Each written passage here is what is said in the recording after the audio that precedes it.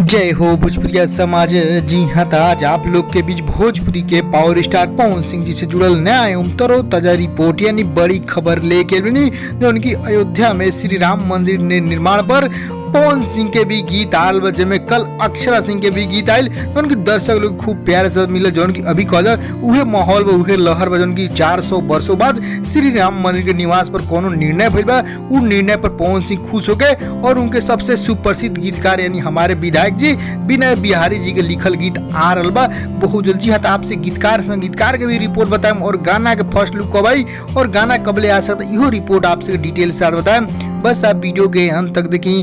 उससे पहले एक और रिक्वेस्ट करें आपसे के यदि आप भोजपुरिया आर्यन चैनल पर नया बानी तो जुड़ जाएं, सब्सक्राइब कर ली और एक घंटी की आप जरूर दबा दी। जी हाँ, तो चलिए आप दर्शक फैंस लोग बताएं नया तरो ताजा रिपोर्ट बड़ी खबर। उनकी विनय बिहारी एवं छोटू राव संगीत के साथ पवन सिंह के स्वर में आ रहा बा अयोध्या श्री राम मंदिर निर्माण पर।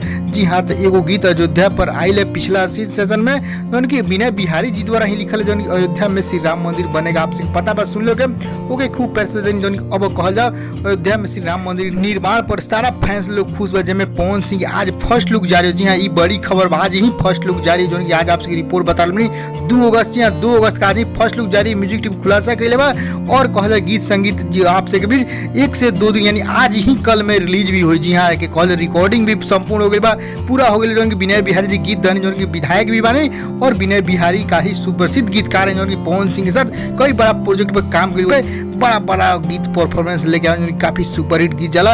आपसे पता भी विनय बिहारी से परिचित हो गए। उनकी प्यार मोहब्बत जिंदाबाद पवन सिंह की फिल्म में बानी हुआ और कई गो फिल्म में काम कैले बन। जी हाँ, तो हुए के गीत से गीत बाटे जो उनकी छोटू रावत के साथ तो कहले पवन सिंह जो राम मंदिर निर्माण गीत बा गीत के बोल अभी तो आउट ना बोला फर्स्ट लुक आज जारी हो। तो आपसे रिपोर्ट जरूर खबर के लाइक शेयर करें दबा के सारा फैंस लोग जानो राम मंदिर पर पवन सिंह गीत आ रहा है। हाँ, तुम्हें कमेंट करके बताएं आपकी नया एवं बड़ी खबर कैसा लगा जरूर कमेंट करके रिप्लाई करते जाए।